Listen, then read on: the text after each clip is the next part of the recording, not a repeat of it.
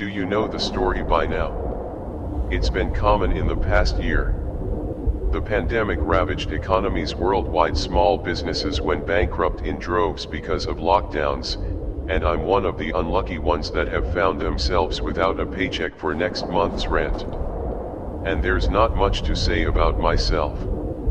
I'm an average guy, average low income job, average, a crappy apartment, average bills until the local fast food joint, winter after a month without business. So I did what everyone else did at that time.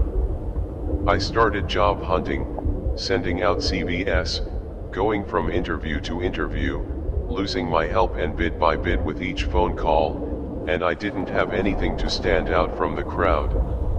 No skill that was in. Can I finish high school, and I figured I would spend the rest of my life working minimum wage and playing video games myself. Salvation from eviction. That came out of the blue in a form I never expected it, as a last ditch of time too, and I signed up with a job agency here, hoping they would succeed where I had failed, and I went through the usual procedure of signing contracts and they sent out my TV. Yet 3 days later I got the much awaited phone call. Nancy. Pretty unusual gig. The agent told me a guy named Sam about my age and no better position and in life than mine. But it pays well, 9 game. I said without hesitation, with no savings, a quarter of a gas tank and only loose change left of my last paycheck. I couldn't turn down anything. They want to talk to you over the phone, but from what they told me it's pretty much an acceptance and you're hired deal. That's not at all suspicious. Hey, man, it's up to you if you accept, told me it's a bit suspicious. But you said you're desperate. So I bumped you up to wait list and probably pays under the table. But hey, he started. But I cut over him. It's better than going hungry, exactly subsided. So stick with it. But call back. Worst case scenario, you only have to work there until I find you something else. I sure don't know. And thanks, no problem, I'll give them your number and expect to call and then the next few days. And with that he hung up. I got busy around the apartment with jewelry. 3. My name is Anna and I'm volume on behalf of my employer. From what I understand, you're in the search of a job. I am. I answered. My awesome Anna said with enthusiasm, not the corny HR type either, but genuine enthusiasm, like she was happy here. So how is this going to work, Miss Anna? I asked him, do I come over for some aptitude test or something? Oh, no, honest. With the music which led to the floor is corridor and looked through the people and I didn't see anyone. So do I open it? I asked yes and answered, there should be something on your front doorstep. This, what situation? Felt a faker by the momentum at this point. I was expecting it to be a prank from Cyber or something. Maybe he actually worked for one of those prank shows and the job agency was just a facade. I opened the door expecting a jump scare into a nearby camera to catch all of it, but no one was there. Instead, I saw an envelope on my doormat placed to meet me in the center. An envelope I asked me up and answered and take it inside and open it. I picked up the dirty little thing, pension in between 2 fingers as I walked in my kitchen. I sat down at the small table and gingerly opened it to finding a blank piece of paper inside. How long? With an expensive looking fountain pen. And do you read horror stories online? And Mr. Mark and I asked, a creepypasta is short stories of footage types. No, I'm not into reading. I answered, it never was especially horror, and then you'll have to do a bit of research. I'm afraid, she said, and I could tell that a bit of wind was gone from her sails. Do you want me to write horror stories? I asked. I mean, I could, but I'm no Stephen King, no. Horror story is Mr. Market. And I showed me your job will consist of writing sets of rules. Miss Anna, I'll be real with you. For a moment you lost me, I admitted, convinced that I'd blown it anyway. Let me explain. Anna said quickly, it all makes sense in a minute and go ahead.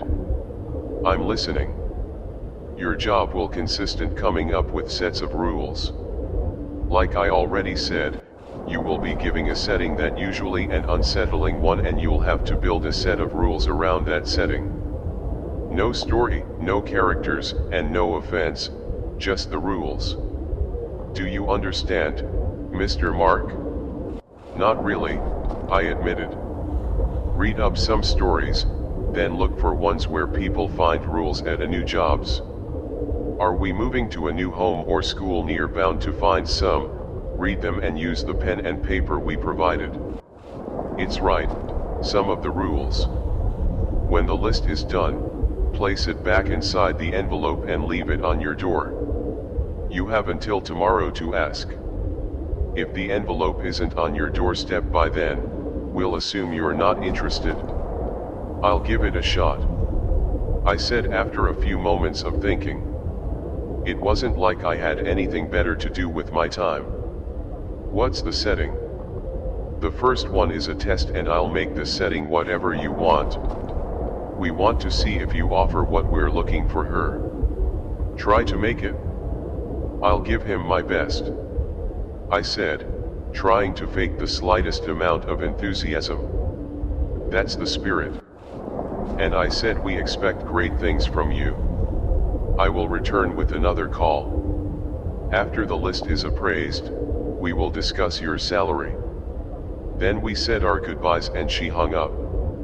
I made a coffee, despite the hour, brought my laptop. A quick Google search revealed a treasure trove of material, many stories like that I had described and just as many communities as centered around these stories and communities like this one. And I said you're reading the most popular stories I found. Would you know? Honesty was a total drag. I really don't like reading it. Still, in a few hours I had a good understanding of what I was supposed to do. Some of these play stories creep me out. I'll tell them that I'm not a hoarder enthusiastic, but I'm not a scaredy cat either, which is all to say that it takes a bit of effort to get under my skin. By midnight I picked a setting that turned out the first set of rules. They weren't good or scary by any measure, so I went back and then did them again, earning me serious cash. Looking back on it I realized it was just the newfound sense of purpose, after almost a month without one, that had spread me on anyway. After multiple revisions, I was satisfied with the results, so I wrote the rules on the paper and put it back inside the envelope. Rihanna and I have been awake for almost 22 hours at that point now. I went to sleep. I woke up at about 2 o'clock in the afternoon and decided to leave the envelope outside. 5 minutes, turned to 10 and then to half an hour, but no one came, of course, and no one would come. My thoughts. How would they even know if I don't call them, as I was ready to throw in the towel and call Sam and my phone rang. I recognized the number right away. Good afternoon, Mr. Mark. And I greeted me, hello. I said the list is done. Will you send someone? Get up my eyes. Well, that's what I'm calling you for. And I answered, the rules have been appraised. My superiors are very satisfied with your work. You're hired, Mr. Mark. How? When I asked it, dumbfounded, opening the door and finding the envelope, but still there. You start tonight at 10 p.m. and 9 o'clock shift, including breaks. I will text you the address shortly. And I said, ignoring, we hope to see you there, Mr. Mark, with that cheerful remark, and she hung up. I tried to call back a few times but it never went through. A chirpy, robotic voice told me that the number was no longer in use. I received a text a few minutes later that contained an address about half an hour away. But trying to call the number, I gave these same results. I was creeped out before, but this sealed the deal. I didn't know what they were playing at, I just knew that I want to no part in it anymore. So I resolved to call a setback, slightly asking him what the heck, and just tell him to find me something else. But before I got to do any of that, I noticed something out of place. The envelope was placed in the center of the doormat. Again, I picked it up cautiously. I am the empty corridor for any sign of movement. The hope felt a thicker between my fingers, but ever so slightly lighter than before. Opening that, I found a $300 inside and $20 bills. I know that might not sound like much, and it really isn't an exorbitant amount of money, but at that moment it was a lifesaver for me. So despite my better judgment, I gave it a try. After all, my duty to God out of the deal that far.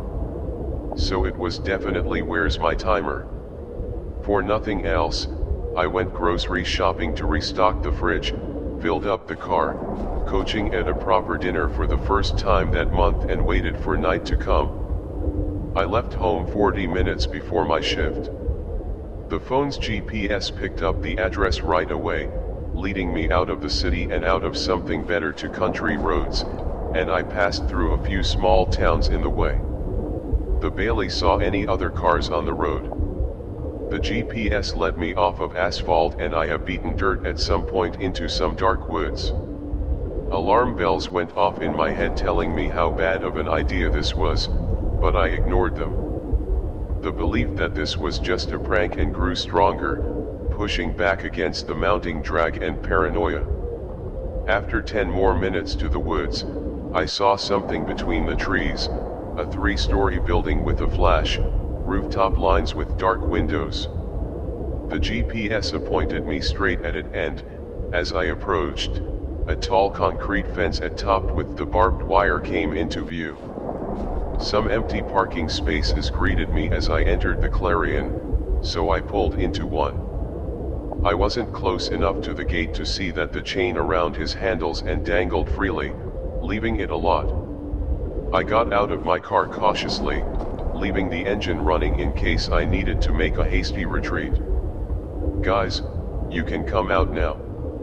I know this is a prank, haha, you got me good, but I waited for a couple of minutes, hoping that they would give up. I was sure they were cameras and some bushes near me waiting for my reaction, but instead, as a handful of minutes, nothing happened. I wanted closer to the gate to try to see if anyone was inside, and the feeling of dread that was steadily building up inside of me shot up to 11 o'clock. Next to the gate, mounted on the flat surface of this amount, that was a metal plate. This can't be real. It's impossible. I thought as I read the text on the way to Sunny Hills Asylum, with the address in location I imagined for my set of rules, they probably got access to my search history.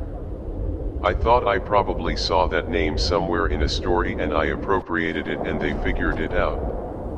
I was half satisfied with my conclusion, but it didn't make my mounting panic go away, and if this was some prank show, it was awfully elaborate. I didn't know how to proceed it. I was returning to my car to leave. I'm going inside to see this through. Looking back to the forest for any signs of life. I noticed a movements in the darkness. Something was there, but it was too fast to be human between the trees, hiding in the foliage, and I felt about it. I didn't want to stick around and risk getting mauled by some wild animals with a pathetic sweater. A flash of movement in the clearing. I got my intention as I was about to give it another try, but I lost sight of whatever it was. That was until it collided with the passenger side window, shattering it and reading bits of glass on me. What the heck was there? But I know it could be back any moment. I reach for the keys again and try. The ignition cast in the same comment as always, We were expecting you inside. Is everything alright? Crap. I started something to attack in the car. I'm trapped and listen to me, Mr. Mark, and I said, her voice a bit more urgent, and keep calm, get out of the car and run inside. They won't follow you. How do you know? I asked. What is my throat something? I didn't turn around. I hold it to and through the gate, and then, terrified that I'm sure, broke a world record or two. Once inside the yard, I ran to the building store. I threw myself against it, but it opens without a hitch. So I crashed to the floor. After rolling to a stop on nothing carpets, I took a moment to catch my breath. Mr. Mark, a voice called from my hansom, are you still there? Did you make it turn down too? I managed to hold onto my phone even through my frantic dash for safety here. The display was covered by an intricate fractal of cracks. The results of me running on all fours, and I smashed it against the pavement, but it still worked. I lifted it to my ear before I spoke. Yeah, I answered and his call. I made it inside. I think I'm safe. Great. And I said, please make your way to the third floor. Your office is the third door on the right, click. She hung up again before I got to ask any questions.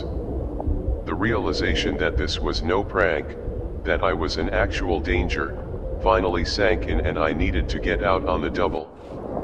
But I can't get to my car with those things out there. And I decided to put my phone to good use and call for help. But it was nearly impossible to navigate its menu. I couldn't see anything through the cracks. After a few minutes of fumbling around, doing my best guess where everything was and what I was pressing, I managed to call 911, but the call didn't go through. I probably didn't have reception come on. I whined loudly, and, being between a rock and a hard place, I decided my best chance of survival was to play along. Maybe Anna would call me again and I could tell her I wanted out. Watch the elevator idling by its door as well. I waited for it to reach me. I'm looking around. I noticed how empty this place was. There was a receptionist desk at the entrance, but no one man did. I could see a nurse cabinets at 3 o'clock, but no one was inside besides my own breathing. There were no other sounds in the building. It felt like I was completely alone. The ding of the elevator shook me, play from my stupid, and I stepped inside cautiously, pressing the button for the third floor. The ride up was short, but not short enough, as it offered me enough time to delve into my thoughts again, the institution's name and its layout, the creatures that attacked me after 10 p.m. None of it had it off, and I didn't want to admit it.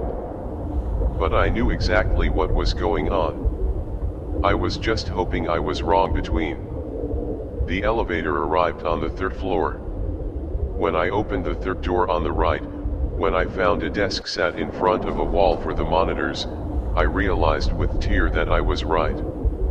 The single yellow piece of old paper set neatly in the desk center sealed the deal. This was the setting I'd imagined. With trembling hands I picked up the piece of paper, recognizing my own handwriting. You must be the new guy, I read. I dreaded reading further, but I need you to know beyond a shadow of a doubt that this is what I thought. It was sorry I couldn't be there to train yourself. You could have really used my knowledge to succeed in your new duties. Here's hope this list of rules will suffice and help you see your first night through. If you make it until the morning, I strongly suggest you never come back here. No amount of money is worth it. What's my personal advice? Out of the way, let's get to the rules. Rule number 1. Write your name and time of arrival in the logbook at the front desk at the beginning of your shift. The guard checks the logbook at 10:05 on the dot before making his rounds. Until you use a deadly force on anyone not signed in. And if you forget, you have to avoid the guard for the rest of the night. I wanted to yell out again, and duration and anger aimed at my own stupidity. Yet I had already broken the first rule, and if the consequences would be what I imagined they would be, and when I wrote the thing, I broke the most important rule of all. I put the list down and looked at the camera feeds. In front of me, each monitor displayed one of the hospital's many corridors of rooms, but I was searching for one in particular. The reception area came out of view, and through the granny feet I saw, I think, book incapable of feeling emotions like empathy or mercy, and it was strong, maybe insanely so, unwavering, and its pursuit of reading the property of unwanted guess. I envisioned the guard as an unlikely ally, something that could brave any adversity one might face during their shift, so long as one followed up the rules. Otherwise the guard was your worst. The monitors didn't have any sound, but even so I heard the metals rattles all the way up on the third floor. I watched with bated breath as the lock broken and the doors won't open. We really need the darkness inside. Something walked out of that darkness slowly, its eyes lifting it to the camera. I thought it. What day is it? Land on me through the monetary, freezing me still in my seats. The creature walked away slowly, and I couldn't look away from his mangled. For him it was big and bulky, with the swollen muscles covered in protruding veins. I don't doubt that any bodybuilder would be envious of its physique. Say, for the creature's deformities, one of its legs bends backward at the knee, the source of its slowness, as it had to drag it along the floor. It was completely hairless and had a horrified expression permanently frozen on his face. Simply looking at it to get me paralyzed. 3 years after I walked outside of the camera's view, I broke free from the spell. I brought up the paper and kept reading, although I already know what I would find. Rule number 2, make your play to the monitoring room right away.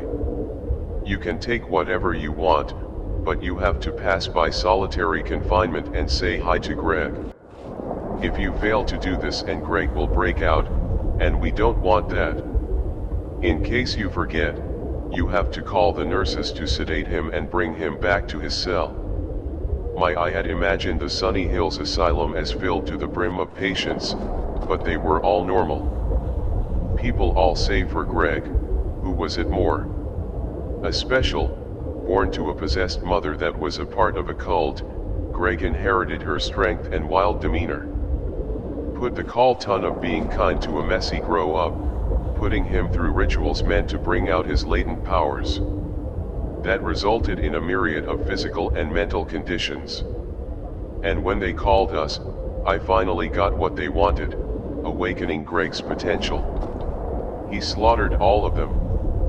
He was found by authorities a few months later roaming the countryside, and they took a man what do you prove to be too strong for them, so they transferred him here to live the rest of his days in confinement.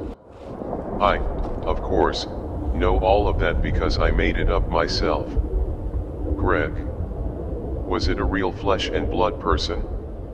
Or at the very least, he was a never supposed to be. But the part that broke my heart, I imagined him as needing that tiny bit of reassurance, that fleeting sense that someone in this world cared about him, to keep him, sort of saying, and Doc, that's why I wrote that rule.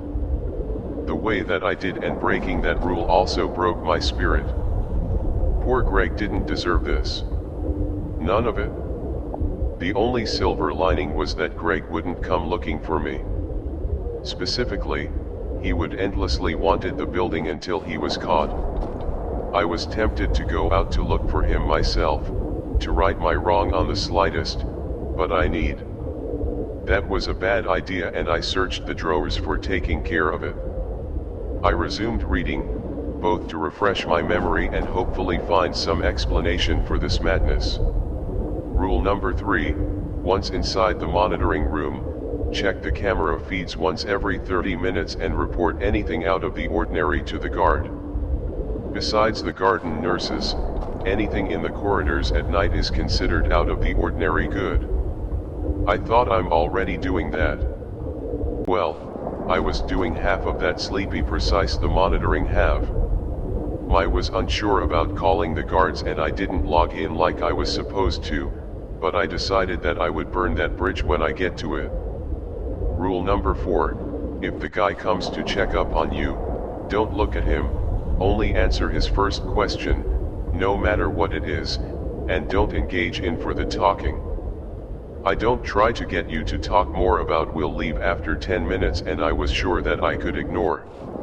I didn't have any specific ones in mind when I wrote this one. I thought of the guard asking random but deeply personal questions, not too disturbing, provoke you. What it would do if you didn't answer its first question or if you answered more than one, I don't know and I didn't imagine that far, and that part is scared me at least. With the other rules I had a rough life. What would happen if I broke down? I put the paper down and switched to watching the monitors to see Greg's containment of time. To check in the clock on the wall, I saw that half an hour had passed, but the night was still young and I found the guard patrolling the corridors randomly, but I didn't know enough about the layouts of the building and the cameras to know where he was and I realized that that was bad news. Without that knowledge, I couldn't be sure. When the guard was near me, another bridge to burn. Later, soon after, I found the nurse that was sent out as well. She was I'm kind of ashamed to admit this, but it's highlighted it and I never expected all of this to become real. Okay, she was able to eat. A woman with curves and all the right places and a skimpy, really nurse outfit that would have been more at home and an adult movie than a hospital. The only thing that stood out was her face, how is a ghost with dark lips and eyes as well as random stitches running over her features. I'm very basic when it comes to horror.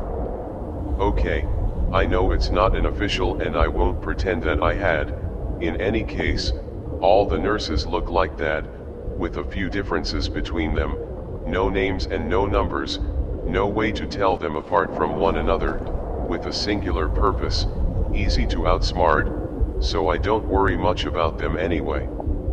This particular nurse was a big help, but not just because she had recontained Greg. She walked past the elevator on her way and I saw the two plastic above the doors. I knew her location so I could use her to map out the building. I followed her from one monitor to the next, drawing play mental map of wherever she went into, and slowly I figured out where each camera in the building was in relation to each other. That ate away a good portion of the night, about 2 hours or so. She seemed to no hurry to find Greg. Or maybe I should have given him more details when I called earlier, and I also fulfilled my other task, keeping an eye on all of the monitors for anomalies and following Greg and the guard as well. My when was stretched. Every which way am I intend to keep track of everything. I could kill me here. So I didn't notice when one of the monitors I turned his static, not until that static started spreading past the screen engulfing the plastic. That encased there to by the time that I saw it and it already reached the monitors around it. An iPad, is it picking up the paper to see how the rules? Again, rule number 5. If you see a static, and call the IT department and leave the room immediately. Walk through the building for exactly 15 minutes. The anomaly should be fixed. That was a bad news. I knew what the static would do. It would have spread across the room and engulf everything. If it touches me as well, it wouldn't be good for my health and it wouldn't stop at the monitoring room outside indefinitely. Until the IT department I jumped out of the chair and grabbed the radio. Making my way to the door, I stopped with my other hand on the handle, deciding to call from in here. Even with these static slowly spreading behind me, I know this room was still safer than the corridor is. Hello, I asked after fumbling with the radio and I need the IT department. It's an emergency. I cried out into the radio, away a few more times until someone answers. May's sleepy voice. Broke through the static, signing very irritated at being disturbed so late into the night. Stop. What's the problem? The voice asked a young man. By the sound of it, the one of the managers went to full static on ice damage and now it's spreading across the room. Yes, the IT guy said something really bored. You know the protocol for this situation, leave the room for 15 minutes until you take care of it, right? I asked. Yep, the answer is it. I'll be right over here and I better not find you there. I can fix the monitors but I can't fix people. I got it, I said. I shot the monitors one final look, finding that half of them were gone and I could still see the guard Ed patrolling the ground floor. But I couldn't spot the nursery Greg anywhere on the remaining monitors. Crap. I left the room quietly to not give away my position to anyone. The corridor was empty but I couldn't say. But the rule wasn't clear on if I had to be on the move for the 15 minutes. So I decided to risk it and I wanted to find a closet somewhere and hide. Now from what I imagined to the place, there were closets spread through all floors, but the third. This floor had the monitoring room, the set alarm for the United States and some other various rooms, but no storage closets. I went cautiously to the stairs and one down and one step at a time. Eyes and ears peeled for any sign of movement. The building was almost a pitch dark at night. I was assured that the cameras had some night vision enhancements to allow me to see clearly. But out here I wasn't really blind.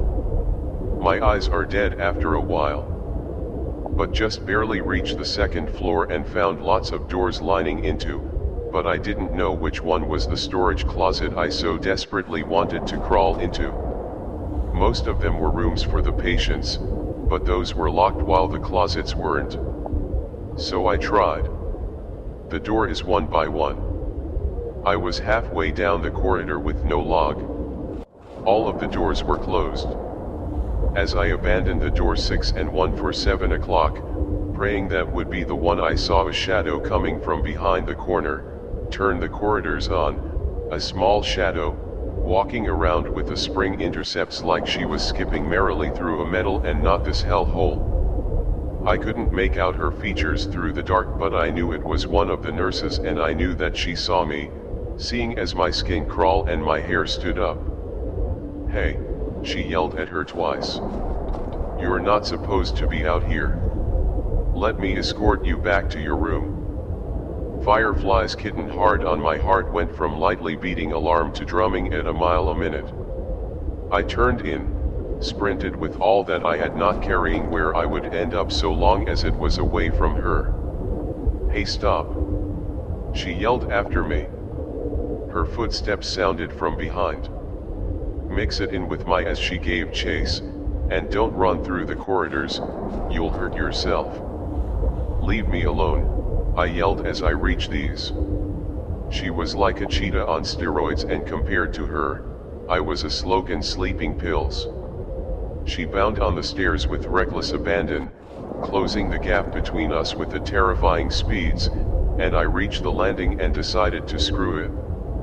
Either I would break my legs and she would get me here, push me to my knees. Luckily, both of my legs survived, so I took off running on the next flight of stairs. I did the same, really pushing my luck. I crashed onto the landing, face first against the wall. But I didn't have enough time to. I was about to jump over the last flight of stairs. Her strength was phenomenal.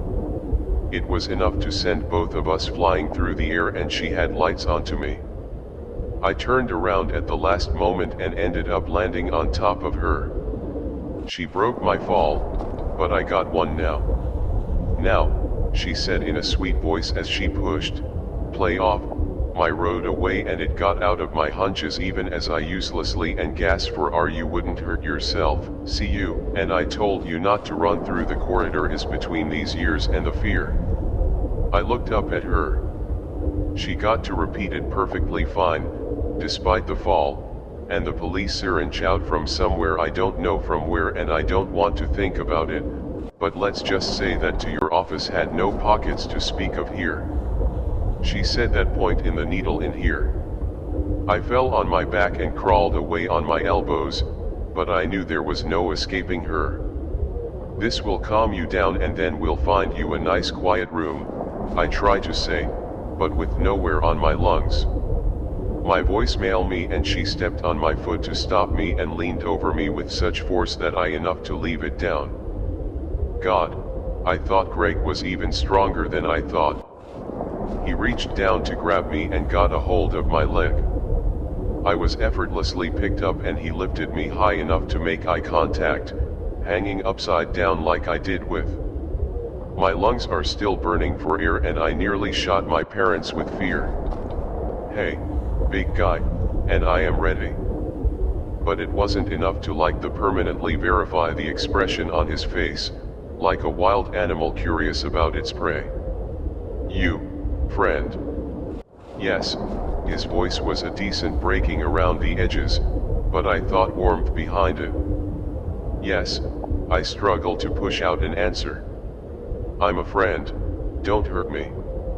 Okay, Google, let me know what time to put me down. I was afraid that he couldn't understand me, that he would snap and response. I snapped me as well. But his lips curled into a smile. Friend, he out with friends, period. Play, don't hurt your friend. Greg, have friend enchanted and lowered me to the floor a bit too fast and I fell on my head feeling my night twist and my shoulders contour it. But I wasn't seriously injured. Greg, let go of my foot and I got up wobbly from various eggs and with fatigue. What name, friend? Greg asked for excitement.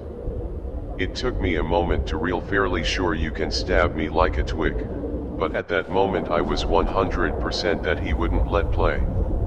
Greg started but it was interrupted. The nearest tackled me out of the blue was sending me off my feet. Now I played football in high school. I have gotten tackled by guys bigger than me plenty of time. So let me tell you, none of those could compare. I seriously doubt that a professional player could tackle me that hard. But I play my side some 10 feet away and get it to a stop on the floor with carpet burns added to the list of injuries. I had to stand that far. I looked up. The nurse was a face-to-face with Greg. No hurt, friend. He yelled at her, not enough to push her hair backwards, but she wasn't phased at all. She waited for him to finish and brought up the syringe she wanted to use on me earlier for her own sake. I thought nothing better be elephant tranquilizer. She reached up and grabbed at Greg's wrist, trying to keep him steady here, and Greg swung his arm upwards and swatted her against the ceiling. She lost her grip on him and fell to the floor, bringing plastering concrete raining down alongside her. How strong are these freaks, I wondered, and how resilient. If Greg had done that yet, do you like me, for example? I'm pretty sure it would have been an insta-kill. But the nearest got up like nothing had happened and jumped him. The two fought through the corridor struggling against each other, but there wasn't no clear winner. They seemed to evenly matched, realizing that they were so busy with their scrap that they forgot about me, and I decided it was time for me to make my exit now. I got on all fours, but they're mad at me. I took off frantically, avoiding blind cakes, the slender figure out of the guard. What's up with this commotion? He asked. His voice emanated from the space around him alone, ominous baritone that rattled. My God, who are you? What's your name? I didn't answer. I got up and ran back towards the guard. Repeat after me. And gave cheese, Natalie is. He wasn't as fast as the nurse, but he was still on my heels. Greg's and the nurse's fighting moved to reaching the reception area and we found a smashing her against the thick reception desk. With each slam, The wood splintered in ground until they gave way, and identify yourself. The guard repeated from behind me, and I decided to forget it, all of it. I ran towards the exit, toward the outside, the only steps away from the door. You pulled me back with a slow motion. That's short, muttering hooligan under his breath. SD card. I caught a glimpse of gray matter landing outside in a carpet of grass and shards of glass, but it hadn't been too kind to my body yet. Between being thrown like a rag doll flying out of a window and crashing into the ground from about 7 feet, and I was pretty banged up. My hands and face were uncovered, a selfie from the force of being yanked so badly that I was sure I would develop a lamp, and the rest of my body just hurts like all over the place, and that's pretty sure I pulled a muscle or 10 o'clock. This will come back to bite me tomorrow, and I thought, that's if I see you tomorrow. I live in the ground for a bit of line my body before I would force it to move and do things again, my breathing levels and my pulse load. But I didn't want to get up until I would absolutely have to. After a few moments I heard about that from inside the building, and I realized that it had been Greg, and the anesthetics finally did a man. The sound of his body being dragged along the floor followed soon. I wanted to get off. I wanted to so badly. I wanted to barge in there and help him, but I knew it wouldn't have been well satin for my new friend that had saved my life twice. I got up slowly, just like my leg had trouble supporting my weight back inside the building, and I decided I would try to get to my car and start it up. That decision was fueled by fear, and it was stupid, and I was much. But it wasn't an all-around bad plan. The carry ran out of battery, or it needed a few pops of starter fluid. Luckily I had both of those in the trunk, so I can start it off. But then I remember the creatures that had chase. Rule number 6, if you ever encountered the night shift nurses, run, hide as soon as you break line of sight, and wait for them to wander off before coming out. Keep on the lookout for them while in the monitoring room, and if you see them approach the door, I believe the desk, well, that's when was useless. Now, rule number 7, don't interact with the patients, don't question or answer that. Don't make deals. Yes, one of these stranger rules. I left it vague, sort of on purpose, but mostly because I couldn't think of any deals, and now I have the potential to screw me over big time. Rule number 8, if you hear screams, ignore them. If these screams get closer, ignore them harder. You can use headphones to block them out. These screams won't answer your room unless you let them in. I'm so down I don't need to worry about this one until I make it back. I thought this games that only happen if I was inside the humanitarian room, just like the guard's voice, and they were disembodied, coming out of empty space. They would start somewhere in the hospital and make their way towards you, stopping outside the door and idling there for 10 to 15 minutes. If you can ignore them, the worst they'll do is give you a good scare, but as they grow louder and louder, sunlight, try to flee or find out what causes them. If you open the door and let them know, they'll do a lot more than just scare. You know swarm you like? Well, a swarm of bees. Only there will be screams instead of buzzing, and no actual bees don't follow you around. From that point on, their volume increase in exponentially. At that point you'd be better off finding me closest window and jumping out. I don't know enough about to be human anatomy and tell sound effects it, but my best guess is that your eardrums will go first, after that maybe your eyes, since they're pretty soft, and at any rate the screams will eventually get loud enough to liquefy your bones, but it'll take a while, and every moment of it will be complete and utter agony. Rule number 9, don't leave the building until your shift is over.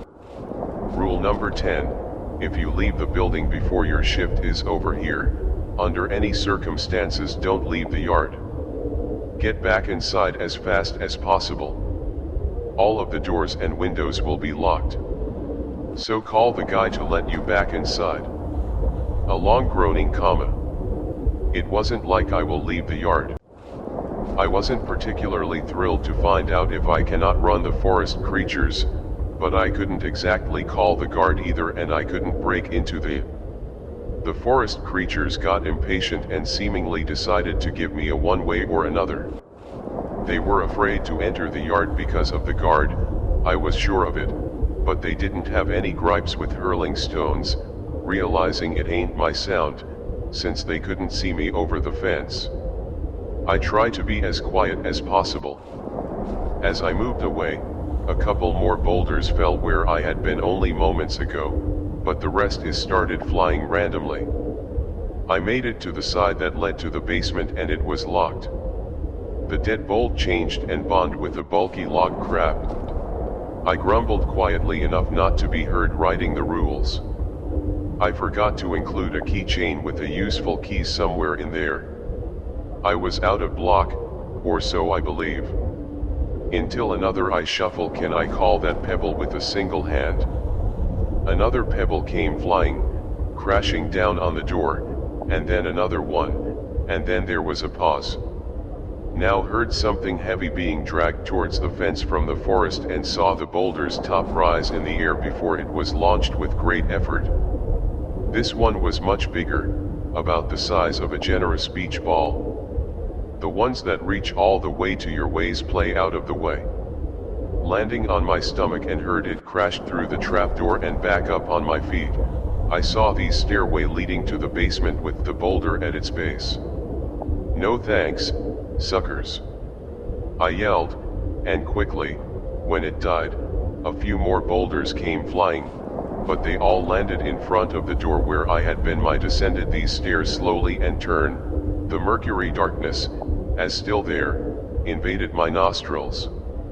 This place stink play Kenny Rogers mold light bulbs hanging out from the ceiling, but their lights was choked by age and a thick layer of dust that settled on the glass and I could barely see a few feet ahead. But my leg wouldn't let me hurry anyway, and so I loved to have a hand in the water looking for the exit. The thing about the basement is that it's huge, crisscrossed by narrow corridors and mystery rooms that rearranged themselves every night. Finding your way around them will always be hard, no matter how many times you do it, but I figure no sane person would want to be there twice. But the worst part, I never imagined anything specific for those. A mystery room's dang things could contain anything. Halfway down the corridor I came across the first room. It emerged from the murky darkness as I approached it, and I was of half a mind to just pass by. But knowing this place, turn on the rooms, get all the exit. So I needed to take a risk. My fingers curled around the cold metal of the handle and I opened the door ever so slowly, and its rusty hinges cried into the corridor as it cracked open, and I risked, if he can sighed. The room was big and much warmer than the air outside, almost inviting, actually, seen as the chill of the night. I followed me in and then take a hesitant step inside, ready to the walls to my left and right where, crisscrossed by a tangled mess of copper pipes, and ahead of me a lady looming beast with a fire inside patiently burning through its fuel as it heated hospital, offering more than that, traces of flickering light to the room. In the process, I reached my hands out and approached the fact that my fingers were freezing as I got that's enough to 1 o'clock. I finally took notice of the ragged old man and dozing off in the chair next to the boiler, my breath hedged and my throat is made of winter. The man's eyes opened and he rubbed sleep in them for a moment before and they settled on me, he said with a groggy voice, and they finally sent some fresh fuel down here. What he didn't answer me, just got up from the chair, opened the what is Dora and Russell, the ambers inside with a fire poker. The burnt out things took a breath of fresh air, igniting weakly, and I realized that my fingers hadn't warmed up in the slightest. My whole body went to a few degrees cooler, actually in the low temperatures, and paired my judgment. Come on now, the managed Japanese. The voice was so sincere and confident that I had trouble doubting him. He didn't sound like one of the abomination's birds by this. In same place sounded like a worried dad talking to his young son. In an instant my mind went wobbly out of my head after my ears, hearing insights went blurry and I feel colder than I ever had in my life. 90 did he and I need to warm up so badly. I took a step towards the boiler and then another one and another one under the old man's soft case with the reassurance mileage. Gentle hands, you took a hold of my shoulders and helped guide me any final stretch. In that moment I truly felt that this was the right thing to do and that snuggling on top of burning cold and being set up blaze. But I've been a good thing and I'm 100% sure that's a weaker world person would be burning up in that boiler by now. But I have seen some stuff that night and it changed me, even though I was by the cold and the old man's, where it's. A small part of me fought back when I got too close enough to the boiler to see inside of it. When I saw that those are one temporaries but it's black and bones cracked my head and I stepped out of it. You're almost there. The old man said I would go away without warning that I turned, giving it all to reach the door and close behind me. When I was looking and I realized that it wanted to trap me in, but I was having none of it, I jumped through the air shoulder first, determined to break the door and run for my life. The only problem was that the door opened it towards the room, not towards the corridor. Jerking around and breaking into a sprint, I barely avoided another attempt by the old man and impaling me here as I do at all the fire poker, feeling its tip brush against my hair and turn it into the concrete wall instead of it. I wonder if the old man was related to a Blateeps or something. I would have much more than I could handle. I just wanted to crash to the floor and then never get up again. As my mind settled in, my breathing smoothed out, I realized that the cold was gone for my bones and the warmth caused by exhaustion and spread through my body. It felt so good and not to be freezing anymore that I can't even describe it. Hello. I heard someone call from a bad day, please. I didn't want to see who or what it called out and I jumped my feet and dashed back out into the corridor. There you are, fuel. The old man yelled at lunch to me. It was about at that time that I noticed his name. Really soft, like really bad. He missed me again and impaled one of the nurses that followed me outside. More fuel, heeled body to the ground. I ran away, looking over Play's shoulder for a split second. The old man, I love the Chargers, followed closely behind by a handful of nurses with syringes. I hope this and they would say, date him as well. At least then I would have one less pursuer to worry about it. But of course they didn't end, so I don't run through the corridors and we can find you a nice room, sir. Fuel, fuel, there is. Play my listen for Tegan 1007. Through the twisting basement and I opened every door in my way, hoping that one of them revealed the exit to me and one room I found a crematorium.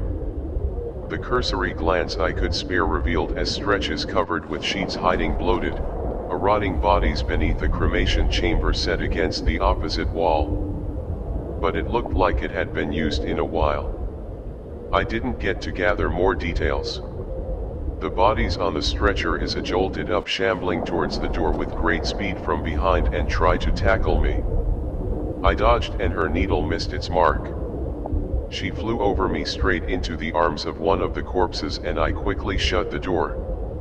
Screams and followed of agony from the nurse and of twisted pleasure from the corpses, but I didn't stay to listen. I kept running another door, another mystery. Even from halfway across the corridor I saw these were the intentional superior darkness laughing at the air outside from underneath the door. My hand snagged on the handle as I passed it by and I swung it up. And behind me a glance over my shoulder revealed a more tendrils, the shooting out and grabbing a hold of two of the nurses and it reeled them into the room at neck-breaking speeds. The door shut itself closed. That only left two nurses and the old man, but that was still three too. Get rid of them before I would collapse. Another T-junction came up and I veered to the left. Break any line of sight. A few steps later there was an X junction as well. Perfect. I took a hard right. If I need a door that I entered as silently. Nothing else to me, nothing to me. So I figured I was safe enough to my ear, pressed against the door for a better, but I didn't hear my pursuers pass and they lost me. Thank God I listened to the floor sprawling on my back as I took a greedy breath. My feet burns and my hurt leg is screamed agony at me. That's my mind is settled on my head. I took in my surroundings. The room was better than the rest of the basement, but it was still really dark and cabinets with the bottles of various this is in cardboard boxes line the walls, and it didn't take me very long to figure out that it was medicine. In the center of the room was a rusty operating table with the broken lights hanging above it into a cart of medical instruments next to it. My eyes turned up ever so slowly, horrified by what I had seen. The first thing that came into view was a hand secured to the table with a thick leather strap, a set of terrified eyes, and going to the dark louder, 30% on me.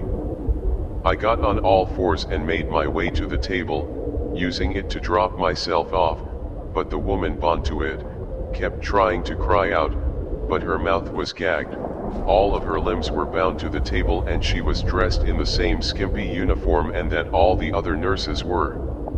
I won't hurt you. I tried to calm her down. I'm not one of those freaks. I'm trapped in here too. I struggled, seized, but she didn't take her eyes. Her chest inflated as she drew in a deep breath. And what you did in as much as squeak, thank you. She whispered it. Please free me at. The nurses might be back at any moment. Now I got to work on the straps around her wrist, but they were too hot. When I realized that I couldn't do that, I take to check in the car for anything that I could use. The tools are all rusty and caked and dried blood, but one of these scalpels looked to sharpen off what happened, I asked, as I carefully saw it through the strap. How do you get here? I saw an ad in the paper. She said it looking for a night shift nurses. I came to check it out. Next thing I know, plain nurses sedated me and I woke up here. She kept talking but focused as I was uncutting through the restraints. I missed most of it, but I let her keep at it. I figured it helped her stay calm. The few bits and pieces I did catch your stuff, like her name, Charlotte, at the fact that she quit a job at the hospital because of the pandemic, afraid she would catch the bug too. But she still wanted to help people, so she had resolved to find work as a nurse for what are the or the disabled. Charlotte was a good person and she didn't deserve any of this, just like Greg had it. That fueled my resolve to see through this, but I couldn't put more force behind it to and risk as sledding arrest still, slowly and steadily, the cut advanced until the strap for the way. Here I said, I'm grabbing another scalpel and putting it into Charlotte. You get to work on your other hands and I'll get started on your legs. We don't know how much time we have left. Okay, Google. I moved on the bed and started cutting the strap around her left leg, and we would hopefully be done at the same time and join our forces for the last job. The time at 8 tendency to go wobbly when you're stressed out of your mind. A second can stretch into what we like hours and hours. She still had a ways to go on hers. I wanted to move on to her other leg and then go back up and help her finish it. That was my plan. But when the door started creaking, I said opened, and when I dropped my scalpel and instinctively head under the table, my plan for the part, I heard Charlotte get started trying to hurry up so much that never said a single word, nothing. All I heard was Charlotte's pleas and breaking apart as she sobbed. I was too terrified, paralyzed by my own cowardice. As the nurses stopped inches in front of my face, there is a struggle above me, but it was short-lived. The nurse overpowered Charlotte and I heard the sickening sound of flesh tearing before she became gargling her hands and grabbed the table, fingers and knuckles at turning white from the effort as she pulled herself over the edge in a final desperate attempt to flee. My tears started flowing and I barely held back my cries. Charlotte dangled from the 2 remaining straps, her face right in front of, unlike any I thought possible, the fear of someone certain of their own fate and unable to change it. "I'm so sorry, I'm out afraid to even whisper spirits of blood," escaped to cut throat and the scalpel and better than her flesh photos as her pupil watched around the table and hoisted Charlie's corpse back up, laying around the dirty sheets haphazardly. "I am terribly sorry." The nurse said it, turning her back to us and walk into one of the cabinets, "But you wouldn't cooperate on your induction. Still, I think you'll love it here. You'll be working with Mr. Greg give me a handful of times, but he's mostly harmless." I saw her open the cabinet and rifle through the contestants that this was my chance to get out of there. I was sorry for Charlotte, but there was no point in risking my life for her corpse, as cowardly as that might sound. Luckily you never left the door wide open. When she entered it I scurried towards it on all fours, making as little side as possible, and got out of the corridor unnoticed. Looking back when final time I saw the nurse walking back towards the table and injecting Charlotte's dead body with the concoction that she approved. Charlotte involved, even for airs our back arch stuff from the sheets but settled after a long movie. After she had calmed down, she snapped the remaining her. I was hopeful for all of a second. I think I would get another unlikely ally go in Charlotte to open her mouth and talked. That hope was taken away from here. "Is something the matter?" the nurse asked her. "Yes," she answered. "Matter of fact," her voice is cold as the darkest. "We have a potential patient running around." I ran away before charlatans. The other nurse got a chance to see and pursue me, but soon enough I slowed down, partly because I wanted to make less noise and avoid attracting unwanted attention, but partly because I wanted to save what little strength I had left in case I actually needed to run nice for the basement for maybe 15 minutes before dawn on me. This place was a much bigger than it ought to be given at the building site, even including the yard. In the entire cleaning, the basement was still too big. So you did. The basement inside was bigger than its outside, or I had a forest above me right now. Plus there were barely any doors and most of it was dark, empty corridors. I finally found another door and opened it cautiously. The last thing I needed was to run into another nurse's den, and taking a peek inside, I saw the room was a chock full of man. What time is it? Freaking mannequins and a supernatural. The silent basement. Why there is no exit, though. So I left the mannequin room behind. Barely a few turns later, I heard footsteps from up ahead, hasty, but not really hurried, so I figured that they hadn't found me. Yet more footsteps came from the opposite direction, hitting me in the middle.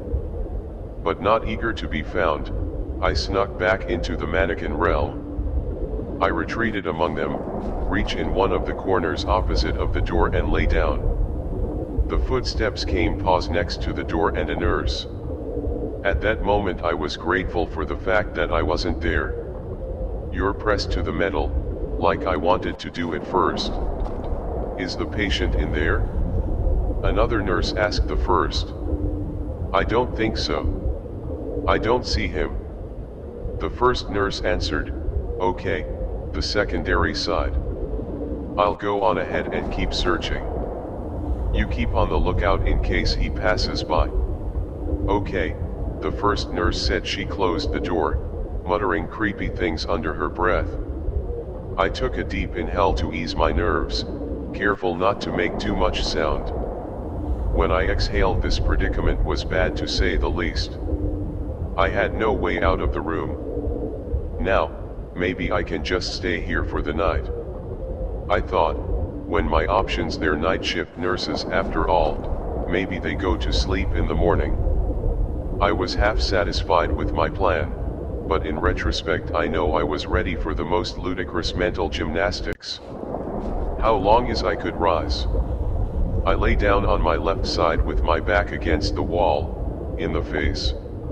In the door all I could only see a narrow slice of its bottom, between the sea of mannequin legs that laid between me and Dad. A few minutes passed, like that, with the breathing and being my sole physical activity. I saw the nurse's feet through the gap, and at the door she walked back and forth outside like the world's most beautiful garden. My eyelids are heavy and I found a shallow episodes of a micro sleeve, but I didn't allow myself to go fully under, and I couldn't afford to be unconscious in a place like this. Still, sleep is a mighty beast. With help from the minimum fatigue in my bones, sleep it did me, and eventually I didn't dream. In fact, I didn't sleep all that long. It was short and good, for slain by a voice calling out from around my head, jolted me awake, sending my mind reeling with panicking, making my heart beat a mile a minute. "Mr. Mark?" The voice asked, and come in. "Mr. Mark, are you okay?" And take me a second to realize that it was Anna. And it took me another second to realize she was speaking out of the walkie-talkie. Clipped my belt, I retrieved it, still shaking wildly from the unexpected awakening, and I pressed the talk button. "Keep quiet." And I said, completely disregarded my request, "You are still alive, let's say pleasant surprise, but you appear to be in the basement at the moment." "Yeah," I said, hoping this by attached to my words, would it get lost in the low volume language, "Mr. Mark?" And I said, her sweet, pleasant voice turned to deep and reverberating, rattled in my bones. "Anyway, how do you like the mannequin realm? I know you just love mannequins, don't you? So I couldn't not include it." She continued in her normal customer service voice. "We need to talk about that," I said, "and about this whole mess while we're at it." "We do." She created meet me in my office onto the ground floor, and it's right by the reception. She hung up before giving me directions to the elevator. Great, I thought. Of course the only exit from here is the elevator. I pulled out the list and I read the next rule to refresh my memory on what it had to say about the elevator here. Rule number 11, take the stairs if you can help it. If you absolutely 100% have to take the elevator, wait for a bit before getting out. If the floor seems off, chances are it is use the elevator to bring you back to the floor you left from, not any other floor. Also, if new buttons appear in the elevator, refrain from pressing them, as I'll be gone the next time. Just great, I thought. I got up and threaded the jungle of mannequins slowly shut up. I was surprised. Is that the nurse outside? I hadn't heard the conversation, but I decided not to look that gift horse in the mouth. Halfway to the door, in the middle of the dozens of mannequins, the lights in the room. I started doing, "Please no." I prayed, terrified of the prospect of having to navigate between them and complete darkness, drop into my hunches to get a better view of the door. I saw the tenderloins of darkness, at least probing the room. They advance. Are you listening? Stop in the field of surroundings every so often under my paralyzed R. One of them reached the foot of a manicure and did a double take, pulled back, and I shot at the mannequin's chest. The plastic body started writing growing panes of pure black across the surface. When the tundra was done, infected in a man, again it pulled back and let it stand, and it's on. The next part happened too quickly. I grabbed her shoulders, I threw into the arms of the mannequins, go left to go right and go left again. I thought I followed the directions that Anna had given me. With a tidal wave of crazed vessels of darkness on my heels.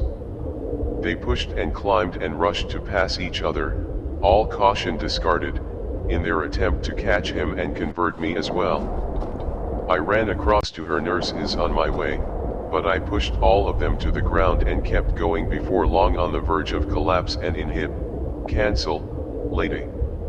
And my legs out. I saw the doors of the elevator at the end of the corridor. They were wide, open, the lights inside of it brighten, inviting. I rushed in and pressed the button for the ground floor, repeatedly praying for the thing to close faster, and it did so in the nick of time, and I heard the mass of mannequins that slamming against the doors as I began ascending. The ride was too short for me to catch my breath or not prepare myself. The doors parted, count with a cheer leading, and I saw the guard's face on the other side. There you are, you, cool again, like an Olympic swimmer, not pressing the button for the basement on my way out. The guard crashed into the back of the elevator and the doors closed in front of it before I got out.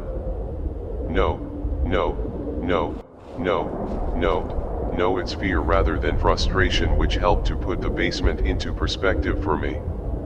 The elevator departed, taking the guard off.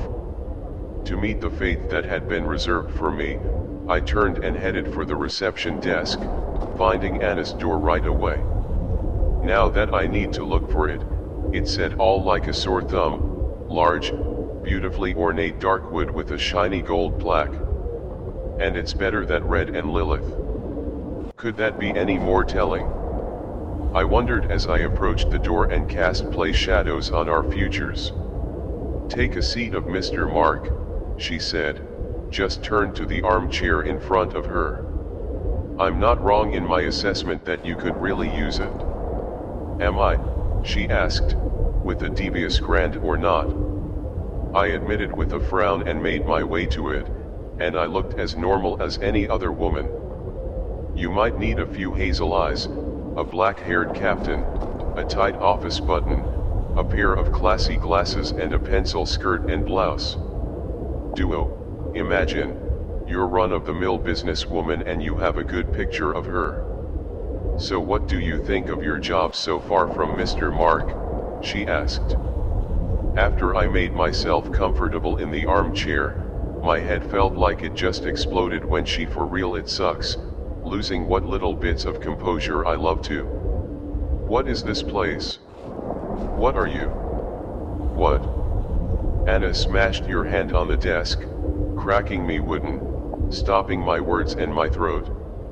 The skin on her arm turned to burning red all the way up to her shoulder and cheek covered with scales of hot and sharp obsidian. Her teeth went from pearly whites to sharpened jacket and your angry at expression that displayed them clearly. Now sat down and smile again at like nothing had happened. I've shown you respect this far, Mr. Mark. She said it. I don't think it's unfair to ask for you to reciprocate and be respectful as well. And no, it's not. I said in a squeaky voice, scared out of my way. What do you think of your job so far at Mr. Mark? It's scary, I said, forgetting all the profanities. I wanted her letter I want out. Anna said, with the disappointment, me and my employers have found your work very satisfactory. We'd hate to see you go. Just look at me, I said, motion in my hands around. And this was, tell me, the first night. I don't think I could survive another. You'll get better. And I tried to reassure me. I'm sure that if you stick with us you're going to be one of our most valued employees. What makes you so sure, if I might ask? I said I did a double take and quickly added, and white. I am sure because I've seen you survive your first night against rules you yourself have made and most others don't. Sorry, but I still went out. I said I'm not cut out for this. Maybe this will change your mind. And I said she waved her hand through the air, her palm burst into flames and tell her she's welcome and when they die down. She had an envelope, much like the one I had found on my doorstep, with a glint in her eyes and a gesturing for me to open it. But seeing how this is, I can understand that you never found it in your room and you were unable to complete. It will be forced to send it to another writer if you quit. Mr. Marker, my open the thing. Not doing better than that to not follow her orders, a pile of papers came out, among which were familiar blueprints of an apartment, as well as an essay about it. My blood is growing cold in my veins as the realization sunk in that was my apartment, the one I was currently living in, as well as a slew of information about it to myself. This was a threat, plain and simple, on this. This is, I almost whispered, to my shopping list. You can take the money I have offered you and you can go home early tonight and I can see you here tomorrow night at 10 p.m. sharp. Take your time to think about it. And Mr. Market, in my mind, ran every which way, trying to put the puzzle together. And I was some sort of demon, or, at the very least, she had access to supernatural powers. She also had access to my mind, to my physical condition and whereabouts and anything pertaining to me, and, most importantly, she had access to all the writers. My life was in her hands and she had the option to turn it into a living. Now, days and nights at just like this one, no matter where I would go and what I would do. And to top it all off, I wouldn't have the intimate knowledge about the rules that I had denied, the intimate knowledge that helped me survive so far, but the heavy hearts, and after much deliberation with myself, I'm ashamed to admit it, to shine a light on my car, the nature once more. But it's the truth and I'm sure most folks would accept as well if put in my situation. I'm glad to hear that. Mr. Marika said, remember 10 p.m. sharp and don't forget to follow the rules. Before I got to answer, a knock on the door and I looked at me with a smile. Rule number 12 was here in tears from laughing all the way. And come on, Mr. Mark, she said through the holidays. What did I just say? How did you not see that coming for R? I couldn't answer her, and anyway, I am more pressing matters to focus on, like Martha running spastically towards me. Go back to your room, and I said. Her eyes turned yellow once again and her words, her voice, held at such strength that I almost got up and I followed Martha, but I didn't. Martha stopped her vicious assault, turning docile right away. She left the office and closing the door behind her. I took a moment to regain my senses before getting out from the desk and was surprised to find out that I didn't have any broken bones after that stunt. 10 p.m. sharp, I said, and I love the office. That's the spirit, Mr. Mark, and answered, ripping apart the papers and the manila envelope, and I left her office and then closed the door behind me. As I reached the reception desk, I told her the last one, final time, and read the last one, rule number 13, some of these instances guess. I prayed hard enough, I thought, leaving me a list on the reception desk. And that was my first night at working for a real thing. Nothing else happened. I went back to my car without incident. The corridors of the asylum were empty, the forest creatures that scare it away, and my car started up just fine. I drove home on that, crashed in my bed and sucked until the day without as much as her name. Now for some more details that I discovered in the meantime, because, yeah, I still work there. Think of me what you want for that. The all structure. This next part is sort of like a list because I suck at summarizing the Sunny Hills Asylum. The first off, the asylum itself, even though I made it up, it's a relocation. Now I've been able to find mansions of it to me look like a library, and if you feed the address, can't find the Clarion or the building unless I'm driving to it for work. The rules, and I still have to abide by these same rules every night. When I get to the asylum and go up to the monitoring room on the 3rd floor after reading my name in the logbook and passing by Greg to say hi, and I find that night's assignment to my drawer most nights are much more peaceful than the first, seeing as I follow the rules to the letter now and most can I get chased around by the nurses for a bit. I have to run away from these static and now and again, Greg, and despite the most things resetting every night, Greg is not one of them. He still remembers me to this day and I still calls me his friend. Passing by to say hello is one of the highlights of my night and to make sure to stick around for a bit of conversation every time. His grasp on language and talking in general. I guess it was just a matter of talking more often and exercising that final part of himself that he's been deprived of, and solitary confinement. He still breaks free every now and again, but now it's because he wants to spend more time with me. Unfortunately, I have to call the nurses to contain him, otherwise the guard will find him. And that's much worse, trust me not, as I found out that Greg is a sweet tooth with it. So I sneak and snacks to give to him, I'm sure like the nurses or the static, in case one of the anomalies is covered by the rules and he doesn't answer me. Now I tried stockpiling cookies from Martha and using their effects to aid me and fight in the guard and had to hand combat. If my name is written in the logbook, he doesn't play back, just equips at me the whole time with remarks such as, "You're getting better job, that's right." If my name is and yes, I've tried that, insane as it might be, me does fight back. And no boy does he fight back. We want the rest of the whole reception area before I run away, but I didn't put as much as a scratch on him. I'm pretty sure he's indestructible. And Martha and her cookies. Talking to Martha, I still see her every so often. I mostly taken chocolate chip cookies, but out of curiosity I did take raisin cookies as well. She gave me a slight grin and walked away.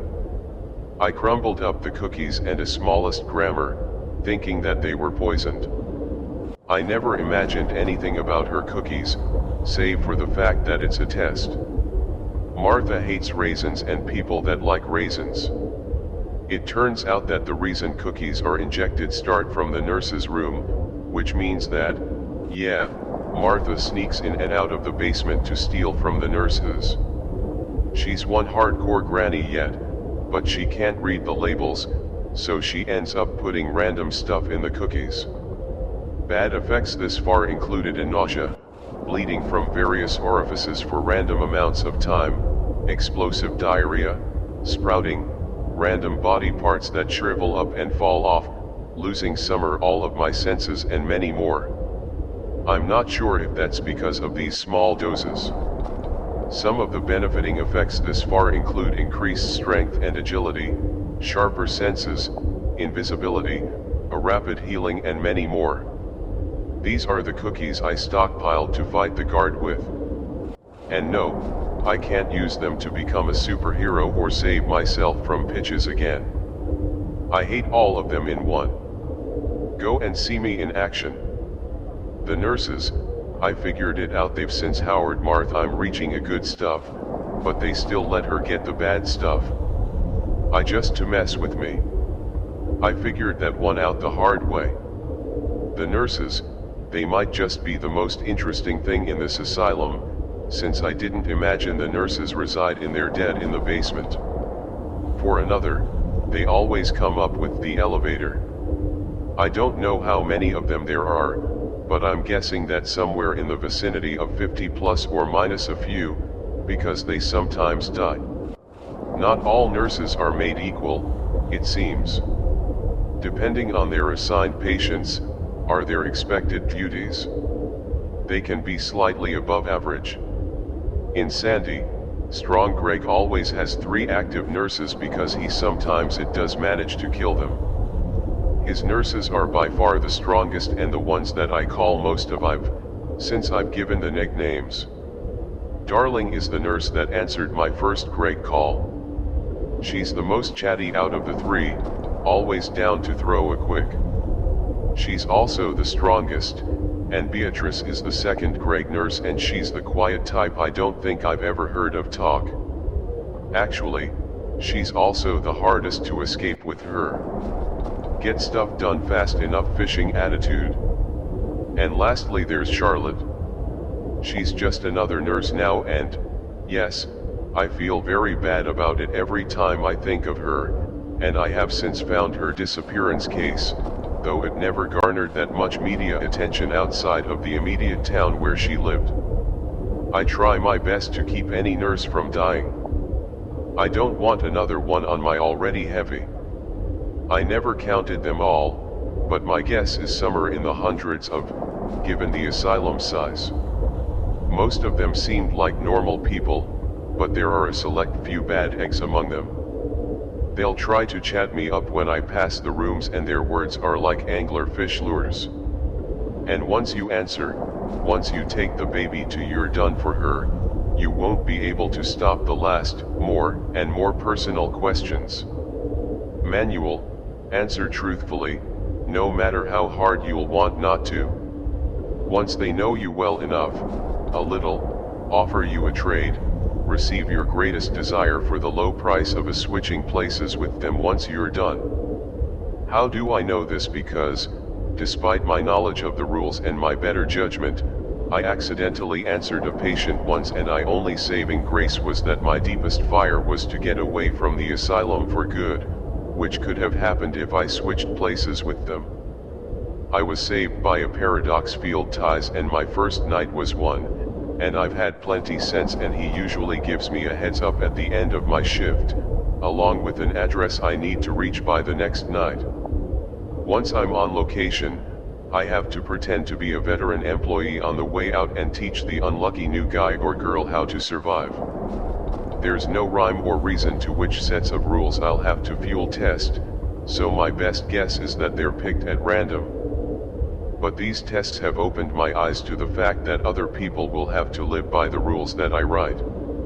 I have since been trying to make them as well as possible while still having them pass, otherwise other writers might write worse rules and to do more people. It's one of the few things that keep me going, along with Greg and my favorite, for obvious reasons. I've always been careful around her after that first night. So I haven't had to witness another one of her outbursts, but her small remarks and the way she sometimes the words, things have convinced me that she's not of this world but some spawn from the depths of hell sent up here to cause suffering. For example, a few days ago I approached your divorce. One of my concerns about the job, something that I use you here mentioned in the comments of the first post that I made. "Oh, come in, Mr. Mark," she said when I knocked on her door. "You need anything?" I said I'm not going to further than the threshold of her office. You see, I love my job and the money that it earns me here. I lied to my teeth. But I'm worried about the IRS, and I didn't sign an actual contract, and you're paying me out of. She faced palms in over the top manner while laughing. "My new, we forgot something." She said, "You'll have to excuse me. The IRS and work contracts aren't a thing where I come from." With another wave of her hand that produced hellish flames and smoke. "She's some dick contract just right for signing," which I did sign, and she gave me a full of a needle sharp teeth either. "Where's the crap out of me?" "Okay there," she said before the end, had a chance to dry. "That should set your mind at ease. Don't worry. There are no strange clauses in that contract, and I'll go ahead and retroactively report your income, if that's okay with you, and just be sure to file your taxes as soon as possible." She said anything that thrown into the mix. So yeah, that's what I've been doing between work and writing this post, and at the past few days I'm getting my taxes done because I can't afford to go to jail. I have a sneaking suspicion that any potential jail room I'll be thrown into will have a list of rules out of the mattress, and it won't be one written by me. Thank you to everyone who tried to help me in the comments, but I'm afraid I'm here for the long run, and if you ever find a list of rules when you get a new job, move to what apartment or otherwise in a new scary location, I'm truly sorry.